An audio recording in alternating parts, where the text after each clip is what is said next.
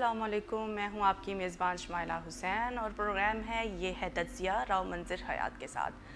اس ہفتے کے کچھ اہم موضوعات لے کر ہم حاضر ہوئے ہیں اور آج ہم ان موضوعات پر راؤ منظر حیات صاحب سے کوسچنز کریں گے، ان سے سوالات کریں گے اور جانیں گے ان سے کہ ان کا ان موضوعات کے حوالے سے کیا نقطہ نظر ہے۔ السلام علیکم سر۔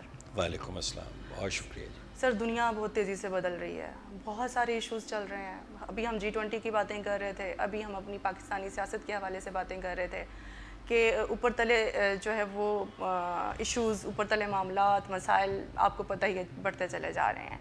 ابھی انٹرسیپٹ جو رپورٹ ہے امریکہ کی، جو ایک ویب سائٹ کہنا چاہیے، اس کی ایک رپورٹ آئی ہے کہ ان کا کہنا ہے کہ پاکستانی آرمی نے یوکرین کے فوجیوں کو اسلحہ دیا اور اس طرح کے کچھ اور الزامات بھی۔ اس رپورٹ کے بعد آپ کو کیا لگتا ہے کہ پاکستان کی جو ایک سیاسی اور جو عسکری رپو کیا بنتی ہے پوری دنیا میں، اس پہ کیا اثر پڑے گا؟ بہت شکریہ جی۔ انٹرسیپٹ جو ہے وہ میں اسے کوئی بہت معتبر جریدہ نہیں سمجھتا۔ اٹس اے پلیٹ فارم اور الیکٹرانک اس پہ سوشل میڈیا پلیٹ فارم ہے اس کا، اور انہوں نے کلیم کیا ہے، جو انہوں نے خبر چھاپی ہے کہ پاکستان کی جو اسٹیبلشمنٹ ہے اس نے یوکرین کو ایک ایگریمنٹ کے تحت، ریٹن ایگریمنٹ کے تحت بقول ان کے اسلحہ فراہم کیا ہے، اور دوسرا اس کے عوض انہوں نے جو ہماری اسٹیبلشمنٹ ہے انہوں نے ملکی داخلی معاملات کے اندر فری ہینڈ مانگا ہے۔ اب یہ چیز جو ہے اس کی نیگیشن فارن آفس نے تو کی ہے ہمارے، کہ جی یہ رپورٹ جو ہے یہ بالکل غلط ہے۔ میں یہ سمجھتا ہوں اس کی نیگیشن سے بڑھ کے یہ ہونا چاہیے تھا کہ یہ جو خبر ہے، جو سسٹم ہے ہمارا، اگر امریکن سسٹم میں آپ پاکستانی گورنمنٹ باقاعدہ ایک مقدمہ دائر کرتی ایک اس جریدے کے خلاف کہ یہ رپورٹ جو ہے یہ مکمل جھوٹی ہے اور اس سے ہمیں ملائن کرنے کی کوشش کی گئی ہے، وہ چیز میری نظر سے نہیں گزری۔ ہو سکتا ہے کہیں سوچ رہے ہوں کہ ہم یہ کریں گے، لیکن ابھی تک کوئی مجھے کسی بھی جگہ سے ایسی انفارمیشن نہیں ہے۔ اب آپ دوسری طرف آئیے کہ اگر یہ خبر صحیح ہے، سپوز، کیونکہ انٹرسیپٹ کی اگر رپورٹ پڑھیں انہوں نے تو یہ بھی کہا ہے کہ جو امریکن آرمی ہے اس کے ایک سینئر افسر نے جو سائن کیے ہیں وہ بھی انہوں نے کراس چیک کروائے ہیں، اور وہ سائن بھی ٹھیک ہیں اس کے جو انہوں نے کہا ہے، اور پاکستان کی طرف سے بھی کسی نے سائن کیے ہیں۔ تو میں یہ سمجھتا ہوں کہ ابھی تک ہمارا گورنمنٹ کا یا پاکستان کا جواب اتنا زیادہ مضبوط اور طاقتور نہیں ہے جتنا ہونا چاہیے تھا۔ مطلب ابھی تک تو مقدمہ ہو جانا چاہیے تھا ایک عدالت کے اندر جو ویسٹ کی ہے کہ جی یہ بالکل ہمیں خراب کر رہے ہیں۔ تو اس طرح ڈیفینسو ہو کے جواب دینا فارن آفس کا جی بالکل غلط ہے، یہ تو کوئی بندہ تسلیم نہیں کرے گا۔ آپ کا خیال ہے کہ دنیا کے ممالک جو ہیں ہمارے فارن آفس کی باتیں سنتے ہیں؟ کوئی بھی نہیں سنتا۔ ہمارے فارن آفس کی ورژن آ گئی، نیگیشن کر دی، درست ہو گیا، اچھی بات ہے، لیکن اس سے بہتر جو میں نے گزارشات پیش کی ہیں کہ وہاں بھی آپ کو ایک اسٹرانگلی اپنا کیس لڑنا چاہیے تھا اچھا، پاکستان۔ آپ کو ایسا نہیں لگ رہا کہ یہ اس وجہ سے ہے کہ اس وقت ملک میں کوئی پراپر گورنمنٹ نہیں ہے، اور جو نگران گورنمنٹ ہے وہ شاید کیپیبل نہیں ہے اس طرح کے فیصلے لینے میں اور اس طرح کے اقدامات اٹھانے کے سلسلے میں؟ دیکھیے، یہ آپ بہت اہم آپ کی رائے ہے، اور یہ جنرل رائے جو ہے یہ سب کی تقریباً یہی ہے کہ اس وقت پاکستان میں کوئی مضبوط یا الیکٹڈ گورنمنٹ نہیں ہے۔ ہمارے پرائم منسٹر جو ہیں، پرائم منسٹر صاحب، ان کے متعلق ان کے پولیٹیکل کریڈینشلز بہت ویک ہیں، اور ایسے بتایا گیا ہے کہ ان کو مینج کر کے بٹھایا گیا ہے اوپر، تاکہ معاملات جو ہیں وہ طاقتور جو مقتدر ادارے ہیں ان کے حساب سے چلتے رہیں، ان کے حق میں چلتے ان ہیں۔ کے یعنی وہ جو کہیں پرائم منسٹر صاحب وہ کریں۔ اور بہرحال دو رائے ہیں، ایک فریق ہے جو کہتا ہے یہ بالکل ٹھیک ہے، مطلب اس فریق کے اندر آپ پی ڈی ایم کو دیکھ لیں، وہ کہتے ہیں بالکل ٹھیک ہے، ان کے وزیر بھی اس وقت موجود ہیں فیڈرل کیبنٹ میں، صحیح، نون لیگ کے وزیر بھی یعنی یہ موجود ہیں۔ رپورٹ ٹھیک ہے، وہ یہ کہتے ہیں۔ نہیں، میں رپورٹ کی بات نہیں کر، آپ نے یہ فرمایا نا کہ ہماری حکومت جو ہے فیڈرل گورنمنٹ کی وہ کیوں اتنا نہیں کر سکی جو کرنا چاہیے تھا، تو ویکر وکٹ پہ ہے نا ہماری حکومت، تو میں اس کے حساب سے کر رہا ہوں کہ ہماری حکومت جو ہے اس کی جسٹیفیکیشن آف ایگزسٹنس جو ہے وہ اس کے لیے حق میں بات کرنا بڑا مشکل ہو جاتا ہے جو کرنٹ سیٹ اپ ہے. اور پھر ویک گورنمنٹس جو ہیں وہ ویک فیصلے کرتی ہیں، اسٹرانگ فیصلے تو کر نہیں سکتی وہ. تو دیکھتے ہیں آگے کیا ہوتا ہے. پرائم منسٹر صاحب نیو یارک گئے ہیں، دیکھتے ہیں وہاں وہ کیا پرفارم کرتے ہیں. اچھا سر، جب باقی فیصلے ہم یہ کہتے ہیں کہ امپائر کر رہا ہے باقی فیصلے، یا ہم کہتے ہیں امپائر کی انگلی، کبھی ہم کہتے ہیں اشارہ ہوگا، کبھی ہم کہتے ہیں کہ فیصلے کہیں اور ہو رہے ہیں، پرفارم کہیں اور ہوتے ہیں، تو اس طرح کے فیصلے آپ کو یہ نہیں لگتا ہے کہ یہ فیصلہ بھی کہیں اوپر ہونا چاہیے؟ اگر اس وقت گورنمنٹ اتنی ویک ہے یا وہ اس طرح کے فیصلے نہیں لے سکتی ہے، تو یہ کہیں اور جب باقی ساری گیم کھیلی جا رہی ہے تو اس گیم کی طرف کیوں توجہ نہیں کی جا رہی؟ کیونکہ الزام تو سیدھا ادھر ہی ہے. دیکھیے، جو ہمارا مقتدر طبقہ ہے یا ہمارے مقتدر ادارے ہیں ان کو ویک سیٹ اپس سوٹ کرتے ہیں، ان کو اسٹرانگ پرائم منسٹر سوٹ نہیں کرتا.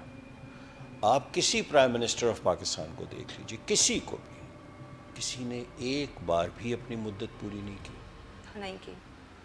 اچھا، اب کوئی نہ کوئی 3-4 سال کے بعد ایسا چیز واقعہ بنایا جاتا ہے، کرافٹ کیا جاتا ہے یا پورٹرے کیا جاتا ہے کہ ہر پرائم منسٹر ڈیفینسو ہو جاتا ہے.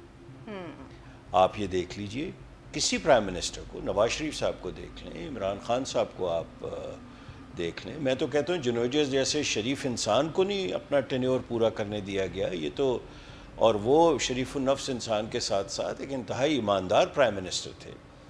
تو ہمارے ہاں یہ جو سیاسی رسومات ہیں اور جس کے پیچھے ہڈن ہینڈز ہوتے ہیں وہ حد درجے گھناؤنی ہیں اور وہ ملکی مفاد میں ان دا لانگر رن نہیں ہیں. ہمیں کمپیریزن کر لینا چاہیے ارد گرد کے ملکوں سے، ہمیں پتہ چل جائے گا کہ اگر آپ کے طاقتور پرائم منسٹر ہوں گے تو ملک کو فائدہ ہوتا ہے. ملک کو فائدہ ہوتا ہے، صحیح کہتے ہیں. اور اگر آپ کے کمزور پرائم منسٹرز ہوں گے یا کمزور ایڈمنسٹریٹرز ہوں گے تو ملک جو ہے وہ بس رینگتا رہے گا، اور جو ہم رینگ رہے ہیں اس وقت، مطلب جو ہماری اصل صورتحال ہے.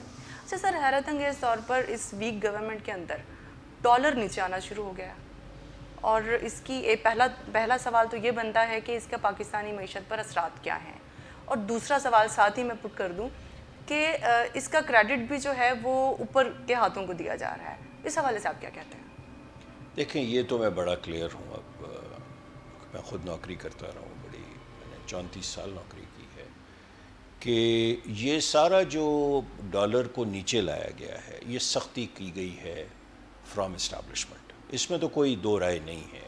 جی جی. پہلے بھی وہی ادارے موجود تھے، ایف آئی اے موجود تھی، پہلے بھی ہمارے وہی ایف سی موجود تھی، لیویز موجود تھی، لیکن جسے کہتے ہیں کہ تیتھ دیے گئے ہیں یا ڈنڈا جو ہے ان کے ہاتھ میں دیا گیا ہے، وہ اسٹیبلشمنٹ کا اس میں بہت بڑا ہاتھ ہے. اور یہ میں اس کی تعریف کروں گا. ڈالر کا نیچے آنے سے ہمارے قرضوں کا بوجھ کم ہوتا ہے. صحیح. ڈالر کے نیچے آنے سے ہمارا جو پاکستان کا روپیہ ہے اس کی طاقت بڑھتی ہے.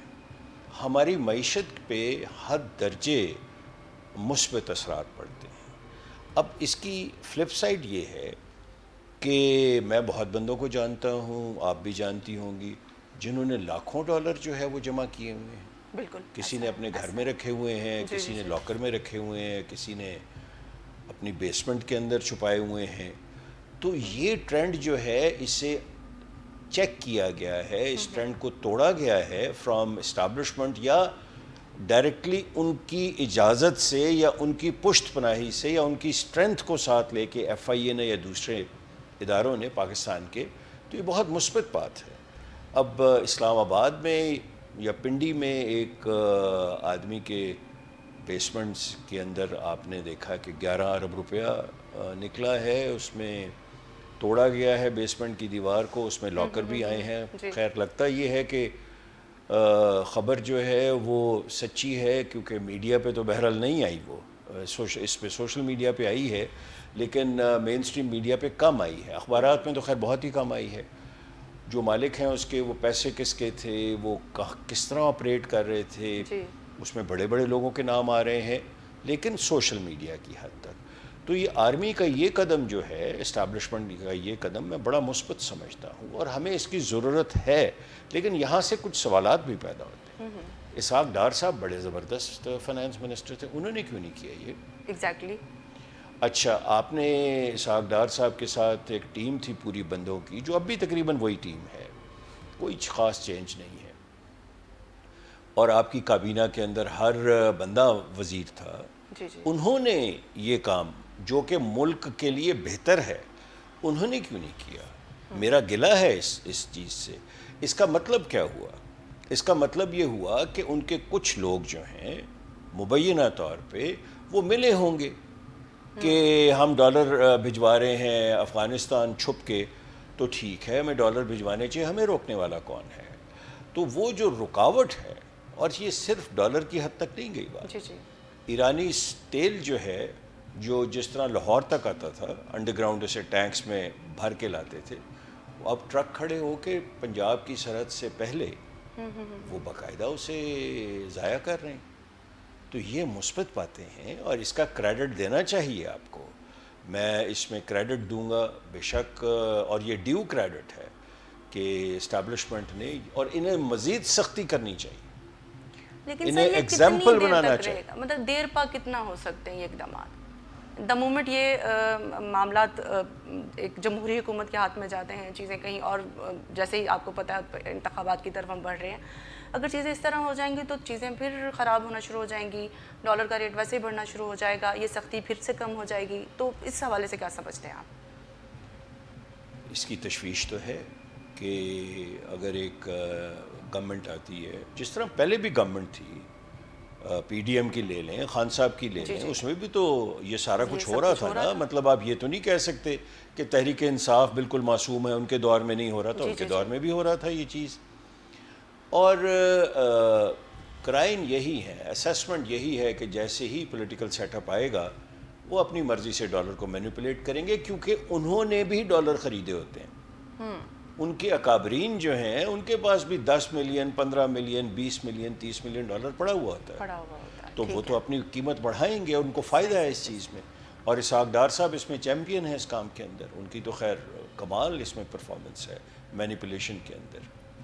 اچھا سر, کینیڈا میں جو بھی ایک واقعہ ہوا ہے اور اس کی وجہ سے آپ کو پتہ ہے کہ کینیڈین حکومت ناراض ہے بہت انڈیا سے, وہاں وہ جو سکھ رہنما کو قتل کر دیا گیا ہے, اس حوالے سے پاکستان کا جو ایک موقف ہے کہ انڈیا ریاستی دہشت گردی کرتا ہے, انڈیا ریاستی دہشت گرد ہے, اس موقف کو کتنی ایک تو تقویت ملی, اور دوسرا اس حوالے سے پاکستان اب کتنا فائدہ اٹھا سکتا ہے؟ کیونکہ پاکستان کے میں بھی تو مسلسل یہ سارے الزامات ہیں نا کہ انڈیا مسلسل ہمیں انٹروین کرتا ہے. اس میں ہمیں یہ سمجھنا چاہیے کہ نریندر مودی کی فارم میں نے نریندر مودی کو بہت غور سے پڑھا ہے, اور اس کی لائف ہسٹری کو میں نے بڑے غور سے دیکھا ہے, پرکھا ہے میں نے. نریندر مودی جو ہے وہ ہندو رینیسانس جو ہے اس کی ایک فارم ہے, اور اس کی زندگی کا مشن یہ ہے کہ میں ہندوتا جو یعنی اس کی جو political philosophy and religious philosophy سے ڈومینیٹ کرواؤں.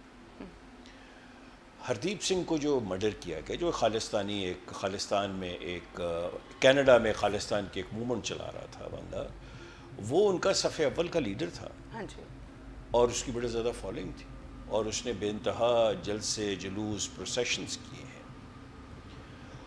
اس بندے کو قتل کروانا تھرو را, انڈیا نے جو را کے تھرو آپریٹ کیا ہے, وہ بہت انفارچونیٹ بھی ہے اور قابل مذمت بھی ہے. جسٹن ٹروڈو جو ہے, اگر آپ کینیڈا کی مورفالوجی دیکھیں معاشرے کی, تو اس میں ہر مذہب کے لوگ ہیں, وہ بلیو ہی نہیں کرتے اس چیز پہ کہ آپ کسی آدمی کو نقصان پہنچائیں.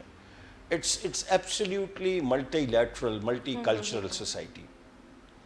اور جسٹن ٹروڈو نے, پرائم منسٹر آف کینیڈا نے, جو سارے الزامات لگائے ہیں پہلے شیئر کیے ہیں امریکنز کے ساتھ, جرمنی کے ساتھ, یو کے کے ساتھ, انڈیا کے ساتھ.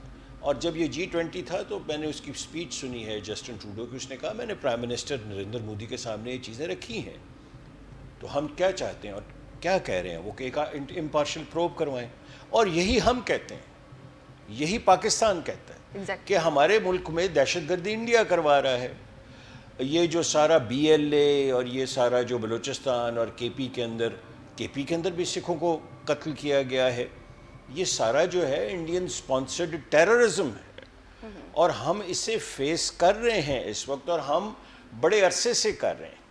آپ یہ دیکھیے کہ بی ایل اے کے پاس اور جو تحریک طالبان پاکستان یعنی جو ہمارے خلاف لڑ رہے ہیں, ان کے پاس لیٹسٹ ویپن کون دے رہا ہے انہیں؟ انڈیا ہی دے سکتا ہے نا.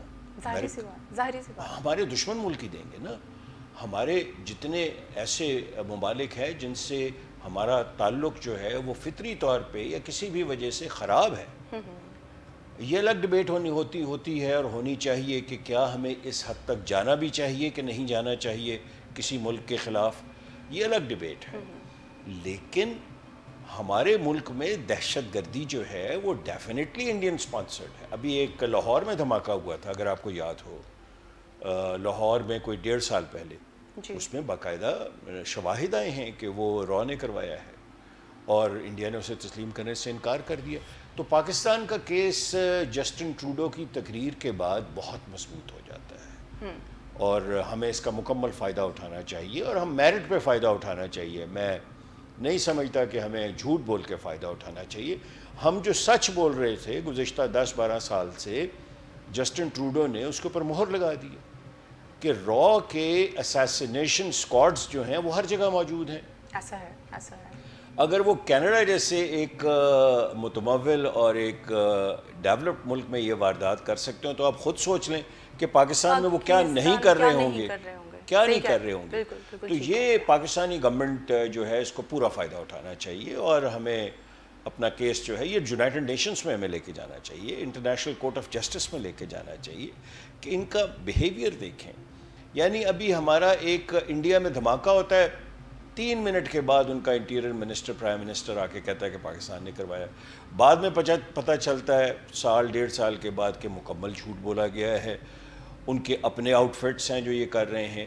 تو یہ میں سمجھتا ہوں کہ ہمارے لیے ڈپلومیٹک اپرچونٹی بہت بڑی ہے. یہ سر آپ کو لگتا ہے کہ جیسے ابھی جنرل اسمبلی کا اجلاس چل رہا ہے اور ہمارے جو ہے وہ انوار الحق کاکڑ صاحب وہاں موجود بھی ہیں, تو وہ اس موضوع پر وہاں بات کریں گے؟ میرے علم میں نہیں ہے کہ وہ انہیں کیا بریف کیا گیا ہوگا اور انہوں نے کس سے وہاں بریف کرنا ہے انہوں نے. لیکن ابھی تک جو میں نے دیکھا ہے اخبارات میں, ان کی جسٹن ٹروڈو سے تو ملاقات نہیں ہوئی, ان کی امریکن پریزیڈنٹ سے بھی ملاقات نہیں ہوئی. اب پرائم منسٹرز کے نیچے کے لیول کے جو ہمارے ٹیئرز ہیں, جس کے اندر ہماری ایجنسیز آتی ہیں, جس کے اندر ہماری سبارڈینیٹ آفیسرز آتے ہیں, ڈیفینیٹلی وہ تو انہوں نے تو کیا ہوگا نا. ان کا تو constant they are in touch with Pentagon, they are in touch with different agencies of multiple countries. تو انہوں نے تو ڈیفینیٹلی بات کی ہوگی, اور انہوں نے اپنا کیس بڑا مؤثر طریقے سے پیش کیا ہوگا, کیونکہ یہ ہمارا 2 طرح کے ریلیشن شپ ہیں امریکہ کے ساتھ. ایک ریلیشن شپ ہمارا بنتا ہے ود گورنمنٹ ٹو گورنمنٹ, لیکن ایک ہمارا ریلیشن شپ بڑا اسٹرانگ ہے 50s سے, وہ ہے ادارے اور ان کے اداروں کے درمیان. وہ کبھی خراب نہیں ہوا, یاد رکھیے گا, وہ ہمیشہ مینٹینڈ ہے, وہ ہمیشہ مضبوط ہے, اور ان کی انفارمیشن ایکسچینج ہوتی رہی ہے, اور یہ انفارمیشن کی اس کے اوپر بھی بہت بحث ہوئی ہے. اچھا سر, ابھی نئے چیف جسٹس قاضی فائزی صاحب آئے ہیں, تو آپ کو پتہ ہے ان کا پورا بیک گراؤنڈ ہے کہ کس طریقے سے تحریک انصاف کی طرف سے ان پہ ریفرنس دائر کیا گیا تھا, اور کس طرح سے انہوں نے پوری ایک جنگ لڑی اپنے حقوق کے لیے. ان کو بہت زیادہ ہیروئک ایک وہ کیا کہنا چاہیے کہ بہت زیادہ ہائپ بھی ملی. اس کے بعد اب وہی صدر جو ان کے خلاف بھی تھے اسی تحریک کے, انہوں نے ہی ان سے حلف بھی لیا. یہ پورا آپ کو پتہ ہے کہ میڈیا پہ اس ٹائم چل رہا ہے, اور بہت زیادہ پھر انہوں نے اپنی وائف کو بھی اپنے ساتھ حلف اٹھاتے وقت کھڑا بھی کیا, تو اس کو بھی بہت زیادہ مطلب ایک پذیرائی ملی اس سارے ایکٹ کو. یہ وقتی طور پر فوری طور پر تو چیزیں بہت اچھی دکھائی دے رہی ہیں ہمیں, لیکن سوال یہ ہے کہ ان کے آنے سے پاکستان کے سیاسی اور معاشی اور سماجی جتنے بھی معاملات ہیں ان پہ کیا اثرات ہونے والے ہیں؟ دیکھیے چیف جسٹس کا کام کیا ہے ہمیں یہ دیکھنا چاہیے. وہ اوپن ٹیلی کاسٹ میں بیٹھا ہوا ہے, کلوزڈ ٹیلی کاسٹ میں بیٹھا ہوا ہے, وہ حلف کے وقت اپنی بیگم صاحبہ کے ساتھ ہے یا نہیں ہے.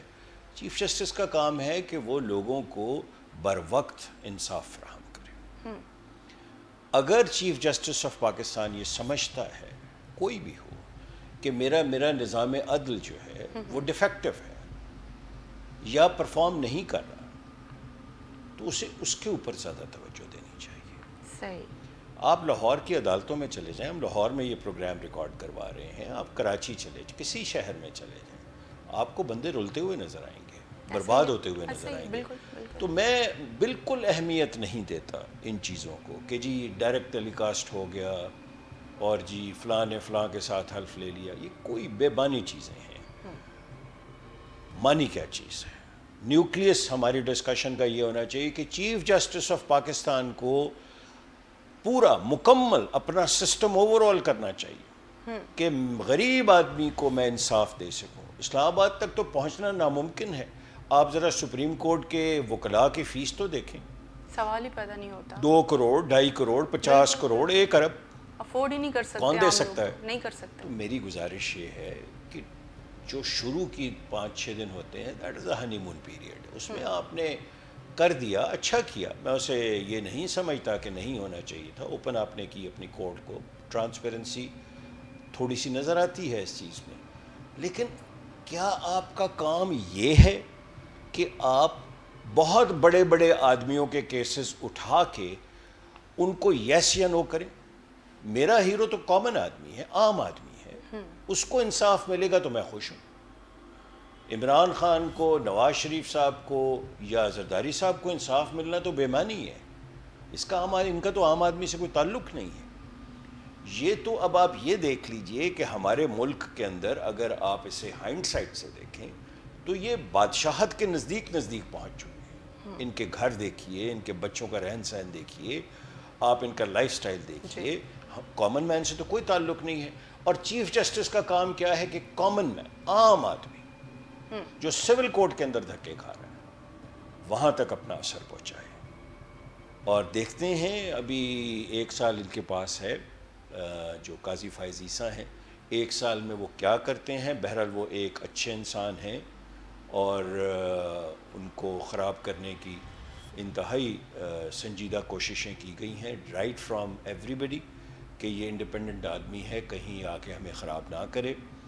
اور اس میں جو پنڈی کے اندر جو سارا مسئلہ ہوا تھا, فیض آباد کیس جو ہے اسلام آباد کا, اس کے بھی ایک ریپرکشنس ہیں قاضی فائز عیسیٰ صاحب کے سامنے. آئی پرسنلی فیل کہ Faez Isa can be a game changer. I personally feel he can be. میں یقین اور وثوق سے تو نہیں کہہ سکتا, امید کی جا سکتی ہے صرف, اور یہ امید کی جسٹیفیکیشن جو ہے وہ میں آپ کو عرض کر رہا ہوں. لیکن میں آج بھی یہ کہتا ہوں کہ چیف جسٹس آف پاکستان کا کام نظام عدل کو بہتر کرنا ہے اور اس کا کوئی کام نہیں ہے. اسی پہ وہ جج ہوگا, یہاں بھی, دنیا کے اندر بھی اور دنیا کے آخرت کے اندر بھی. تو یہ ایک میرا سوال ہے جس کے اندر مجھے اکثریت چیف جسٹسز فیل نظر آتے ہیں. کوئی تعلق ہی نہیں ہے. آپ BMW کیوں لیں جی, بلٹ پروف کیوں لے, آپ اتنا پروٹوکول کیوں لے رہے ہیں؟ میں چیف جسٹس صاحب کو جانتا ہوں جنہوں نے, ایک S P D G Khan تھے, ان کے بھائی فوت ہو گئے تھے. انہوں نے کہا کہ میں نکل رہا ہوں تو ڈی جی خان میں مجھے ایسکارٹ جو کرے وہ ایس پی کرے. ان کو بتایا گیا کہ اس کا بھائی فوت ہو گیا. انہوں نے کہا کوئی فرق نہیں پڑتا, آئیں واپس آئیں, جنازے سے اٹھا کے اسے واپس لے کے گئے. یہ تھا ان کا پروٹوکول. تو خدا را اس ملک پہ رحم کیجیے اور خدا را اس ملک کے عام آدمی پر رحم کیجیے. Thank you so very much sir. آپ سے اس ہفتے کے اہم موضوعات پر ڈسکشن بہت انفارمیٹیو رہی. یقیناً ناظرین نے بھی بہت کچھ جانا ہوگا، سمجھا ہوگا، بہت ساری باتیں آپ کی طرف سے بھی، سوالات ہوں گے، بہت ساری چیزیں آپ کی طرف سے بھی ایسی ہوں گی جو آپ پوچھنا چاہتے ہیں، بتانا چاہتے ہیں. آپ ہمارے یوٹیوب کے جو لنک ہیں اس کے نیچے کمنٹس میں اپنے رائے بھی دے سکتے ہیں. آپ وہاں اپنے سوالات بھی درج کر سکتے ہیں تاکہ جب اگلا پروگرام ہو تو ہم راؤ صاحب سے وہ سوالات پٹ کر سکیں. Thank you so very much sir. آپ نے آج بہت سکھایا. آپ سے ہر دفعہ بات کرنے کے بعد بہت کچھ سیکھتی ہوں میں. تب اگلے ہفتے تک کے لیے ہمیں اجازت دیجیے. آج کے لیے اتنا ہی. اللہ حافظ.